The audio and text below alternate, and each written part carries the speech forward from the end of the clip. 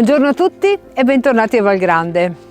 Oggi siamo qua fuori, ci sono ancora delle belle giornate, però insomma l'autunno ormai c'è e con noi ci fa compagnia con l'umidità della mattina, qualche pioggerellina durante il giorno e quindi noi che cosa dobbiamo fare? Dobbiamo fare in modo che i nostri ospiti possano trovare un ambiente gradevole, piacevole e anche un po' caldino.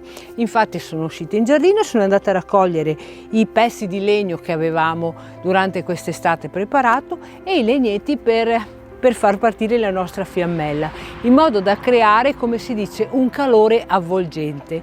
Così come prepareremo qualcosa di caldo durante i nostri pranzi o durante le nostre cene. Infatti per questo fine settimana sarà possibile assaggiare delle minestre in brodo come i passatelli o delle zuppe a base di verdure.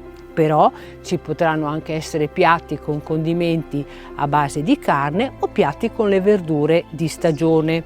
È sempre possibile trovare qui da noi l'antipasto vegetariano che in questo periodo è fatto con il radicchio, le noci del polesine, le scaglie di formaggio Piave e le sfere di melograno.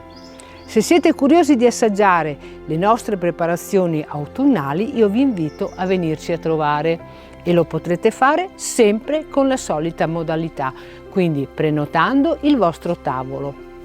E dove dovete prenotare il vostro tavolo? Attraverso i contatti che troverete tra le pagine social dove noi siamo presenti o tra le pagine del nostro sito.